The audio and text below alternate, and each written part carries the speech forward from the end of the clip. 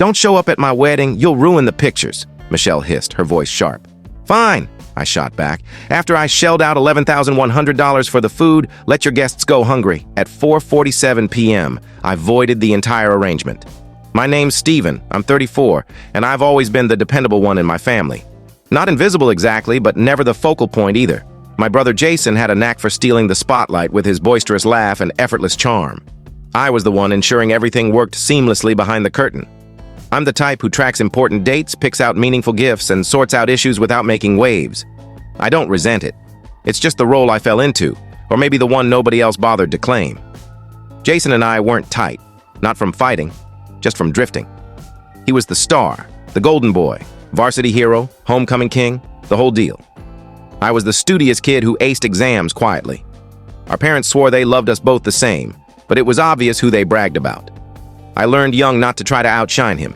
Instead, I became his anchor. I showed up at his matches, helped him cram for tests, lent him my ride when his broke down. That was my place. When Jason got engaged to Michelle, I didn't expect to be his best man or even in the wedding lineup. I'd only met her a few times. She was driven, put together, and obsessed with appearances. She had this way of scanning people head to toe, sizing up their shoes, their stance, even their drink choice. I never felt she hated me, but she definitely didn't care for me. Still, when Jason called last year and said, "Hey, I know you're not big on crowds, but could you help with the wedding?" I agreed instantly. I assumed he meant logistics. I'm great at planning. But what he really wanted was for me to cover the catering. They were throwing a lavish wedding for 200 at a vineyard 2 hours from town. It was extravagant, straight out of a glossy magazine. They wanted a plated dinner with 3 entrees, appetizers during a mocktail hour, and custom cocktails. Jason said their budget was stretched, but they wanted it to be unforgettable. He asked if I could front the deposit, promising to settle up after their trip. I said sure.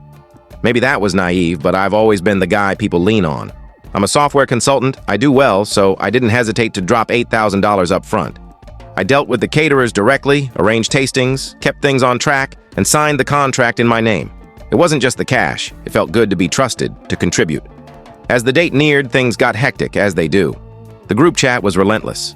Michelle had her vision, Jason kept piling on tasks, like arranging transport and liaising with the decorator. My buddies started joking I was practically the wedding coordinator. I brushed it off. It was for family. I was fine. But then things started feeling wrong. The wedding website launched, and my name wasn't with the wedding party. Fine, no issue. Then I saw the seating chart at a planning dinner. I was at table 16, by the back door, with Jason's old frat buddies I barely knew. I quietly asked Michelle if there was a mix-up. She gave a thin smile and said, "Oh, we figured you'd prefer a low-key spot. Didn't want you feeling out of place." That stung more than I'd admit, but I told myself to let it go. It was their day. I'd handled the big stuff. I didn't need attention. Then came the rehearsal dinner. It was at a stunning rooftop venue, city lights twinkling, soft music floating. Everyone looked flawless.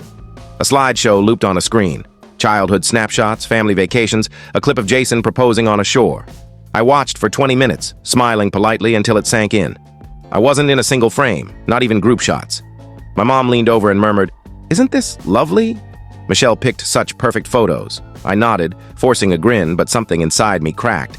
Then the toasts began. Michelle's dad spoke first, praising her strength and elegance. Jason's best man, his old roommate, shared wild college stories. My name didn't come up once. When Michelle grabbed the mic, she raised her glass and said, "To everyone who shaped us, who lifted us up, who believed in us." People clapped. I didn't. Afterward, I approached Jason by the bar.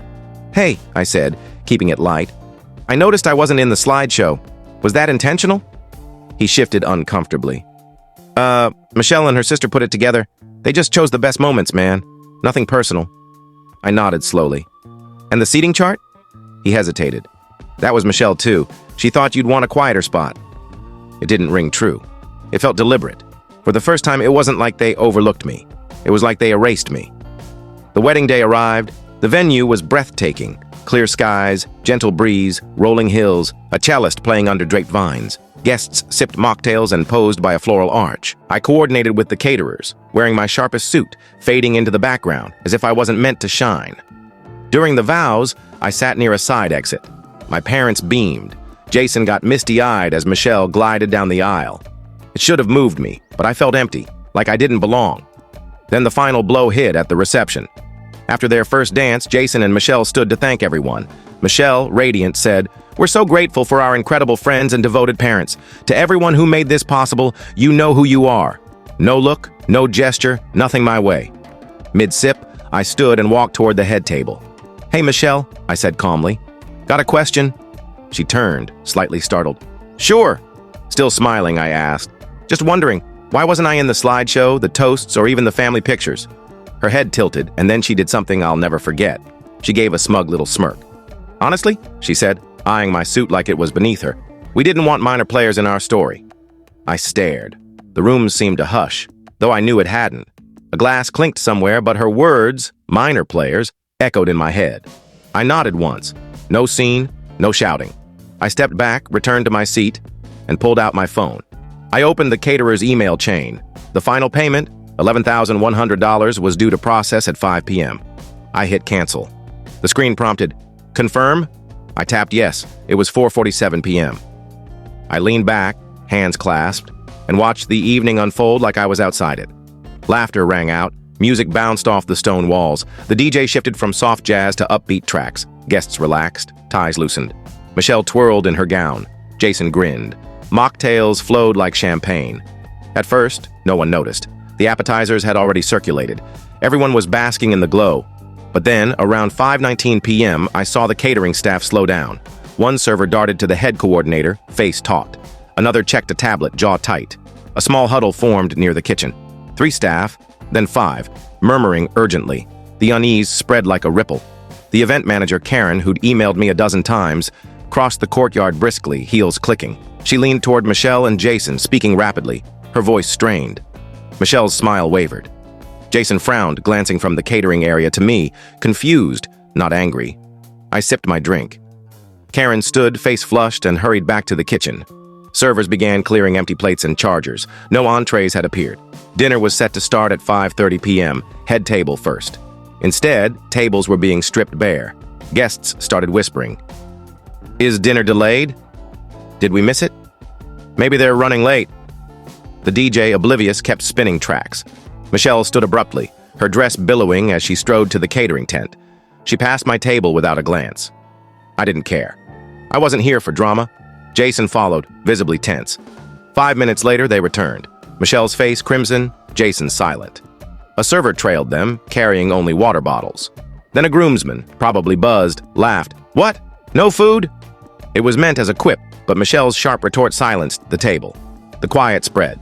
Guests swapped confused looks, asking if dinner was canceled or if they should leave. Someone mentioned Uber Eats. Another joked about raiding the bar. I stayed put, nursing my second drink. Hunger didn't faze me. Michelle and Jason pulled Karen aside again. She was on her phone, likely calling the catering company. But I knew the deal. The contract was in my name. I'd paid the deposit months ago, but the final fee, needed to serve dinner, was canceled. The food was probably ready sitting in the kitchen, but without payment, nothing would be served. The venue's strict vendor rules left no workaround. By 6:02 p.m., Jason approached my table. The air shifted as he neared. His shoulders were stiff, his face torn between blame and uncertainty. "Hey," he said, forcing calm. I looked up. "Hey." A beat. "Did you cancel the catering payment?" I exhaled. "Yeah." Another pause. "Why?" I met his eyes, not with rage, just truth. "Because your wife called me a minor player in your story, and I realize I've been funding a narrative I was never part of." He didn't respond. I went on. "You asked for help, and I gave it quietly, no fuss. But if I'm just a prop by the exit, not worth a mention, I'm done paying for your fairy tale." Jason ran a hand through his hair, glancing around. "You couldn't just talk to me?" I raised an eyebrow. "Would you have listened over the applause?" He had no answer. He just looked at me, maybe seeing me clearly for the first time, then turned and walked back to Michelle, who looked ready to combust. Guests checked their phones. Some stood, grabbing coats. The vibe had shattered, and no one knew why. But I did. I stood, buttoned my jacket, and left. No fuss, no spotlight, just a quiet departure, like a stagehand slipping off set. In the parking lot, I overheard a server murmur, "Sorry, ma'am, we can't serve until payment's cleared." A guest gasped, "What? Who'd do that?" I allowed myself a faint smile as I reached my car. The vineyard glowed behind me, golden lights twinkling. Beautiful, distant, no longer my burden. I didn't start the car right away. I sat, hands on the wheel, letting the faint hum of chaos from the venue drift through the window. It felt surreal, a celebration unraveling, not from some catastrophe, but because I stopped holding it together. For once, I wasn't scrambling to fix it. My phone lit up. Jason first. "Steven, please, let's talk." Then Mom. "What's going on? Michelle says you ruined everything. Tell me that's not true. Are you okay?" Typical, blame before concern. Then Dad. "You owe your brother an apology. Fix this before guests leave. This is embarrassing." I didn't reply. I silenced my phone and tucked it in the glove box. I wasn't ready for their narrative. I was still sorting mine. I drove to the place I'd booked for the weekend. Not the ritzy vineyard lodge where the wedding party stayed, but a cozy inn 10 minutes away. I'd chosen it for its price and quiet, but now it felt like a sanctuary. The host greeted me with herbal tea and asked about the wedding. I chuckled. It was unforgettable. I didn't elaborate. I settled in the lounge, tea in hand, the fireplace crackling. A sense of calm started to settle, not full peace, but a beginning. The next morning, I woke to 28 messages. Relatives, guests, even strangers. I opened one from my cousin Clara. "What went down? We're drinking punch, then no food, Michelle's freaking out, and someone said you pulled the plug. If true, that's legendary." I grinned. Clara always saw through the family dynamic, how I propped things up while Jason soaked up the glory. She wasn't teasing, she sounded proud, but not everyone agreed. Voicemails piled up. My aunt, Mom again, Jason twice, even Michelle's mom who spat, "Steven, you shattered my daughter's perfect day. Her dream ruined. How could you?" Right. Because a dream wedding includes shoving your brother-in-law to the sidelines like a nobody. The guilt crept in. Had I overreacted? Should I have waited? But then I heard it again. Minor players. And it all rushed back. Not just the slideshow or toasts, but years of being useful yet unseen. The reliable one, never thanked, steadying the tightrope while others walked it, oblivious to who held the net. That evening, Jason showed up. I hadn't expected him. I hadn't shared my location, but maybe Clara let it slip, or he tracked me down. I looked up from the inn's garden bench as he stepped through the gate. His shirt was creased, eyes shadowed. "Steven," he said, pausing a few feet away. I nodded. "Jason." We sat in silence. Then he took the bench opposite and said, "I don't know where to start." I waited, letting him wrestle with it. "You really canceled the payment?" I nodded. He rubbed his temples. "Guests didn't eat. Some left before cake. Michelle's parents are livid. Her uncle came from Texas. It was chaos." I said nothing. "She cried all night," he added. Still, I stayed quiet. Finally, he looked at me. "Why?" I exhaled. "Because I wanted you to know what happens when I stop doing the invisible work. When I stop acting like it's fine to be erased. When I stop keeping things afloat." He didn't cut me off, so I continued. "I never wanted the spotlight, Jason. I never tried to outdo you. But I was always there. Every crisis, every favor. And I never complained. But your wedding? That wasn't just being overlooked. I was deliberately pushed out. Like I didn't belong in your life." He stared at his hands. I didn't see it. I pressed. "Would it have mattered?" He paused, then softly, "I don't know. Honest, at least." The silence stretched, heavy but not hollow. A breeze stirred the leaves. A bird chirped faintly. After a moment, he asked, "Can we make this right?" I looked at him, and something shifted. Not harshly, not vindictively, but evenly. For the first time, we were equals. "That depends," I said. "What are you trying to fix?" Jason didn't answer immediately. He leaned forward, elbows on his knees, staring at the ground like it held the script. I didn't ease the moment or break the quiet. I'd done that too long, always smoothing edges. Now I let it linger. Finally, he sighed. I got so used to being the one everyone saw, I stopped noticing the people who were always there. I stayed silent, curious if he'd say more. He did. "Growing up, you were always fixing things, patching my messes, bailing me out, helping me pass classes. I thought that's just how it was." He met my eyes, weary. "I didn't see how much I took from you." He was trying, I could tell, but part of him still clung to being the star, unsure how to step off the stage now that someone had stopped clapping. "Michelle's not cruel," he said. I felt a spark of irritation, but kept steady. "She didn't just forget me. She meant to cut me out." Jason winced. "I know. We talked last night. She messed up." I leveled my gaze. "Jason, she called me a minor player to my face. That's not a slip. That's how she sees me. And honestly, that's how most of this family sees me." He didn't deny it, just looked away. "I've spent years accepting scraps of gratitude, thinking that's what being loyal meant," I said. "But this time you let her humiliate me in front of everyone, and you only care now because it hit you." His eyes flickered, and he nodded slowly like it was sinking in. "I'm sorry," he said, and it felt genuine. I paused, then nodded. "Thanks." The silence that followed wasn't cozy, but it wasn't hostile. It was raw, necessary, a long overdue leveling that should have happened decades ago. Eventually, Jason stood. "We'll repay the catering. I mean it." I shrugged. "It was never about the money. I canceled because I needed you to feel what it's like when I stop absorbing the blows quietly. You don't owe me cash, but I'm done owing you anything." He hesitated, like he wanted to push back but didn't. He offered his hand. I stood and shook it, the grip heavy with unspoken years. Then he left.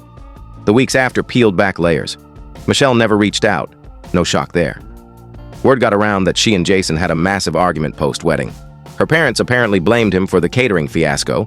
Her uncle from Texas called it a glorified juice fest in gowns. Brutal. They postponed their honeymoon, citing family stress or whatever polished excuse fit their posts. Their social media shifted from perfect couple vibes to life's tough, but we're tougher. Michelle quietly scrubbed some wedding teaser clips, including the slideshow. Maybe the criticism hit or someone pointed out how blatantly I'd been sidelined. What surprised me was the family's reaction. Mom texted the next day, "We need to talk." I ignored it. She called 2 days later. I didn't pick up. Then she emailed, claiming she hadn't realized I felt so excluded, insisting I was valued. I didn't respond. I'd learned something. The people who care don't wait for a crisis to notice. They don't need an empty banquet to see who's missing. I was done begging to be seen. Dad called too, gruff and awkward. He said he didn't condone Michelle's words, but thought I shouldn't have caused a stir. I told him, "Dad, the real stir was them cutting me out and acting like it was fine. I just showed them the mirror."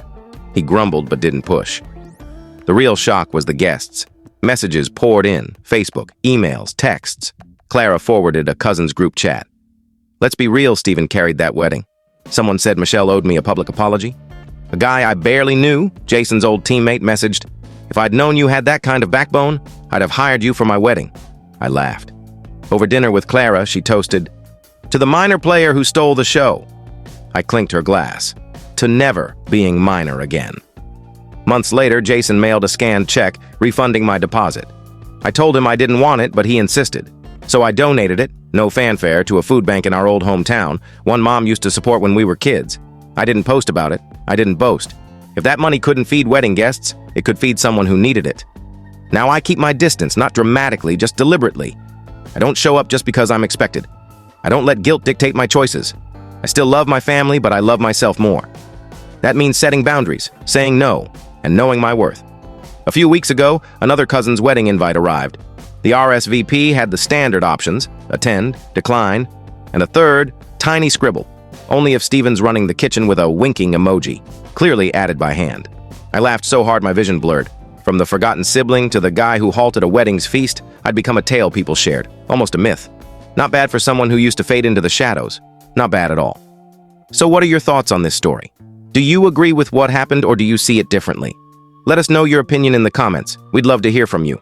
And if you enjoyed the video, make sure to give it a like, subscribe to the channel, and hit the bell icon so you don't miss any of our upcoming stories. See you in the next one.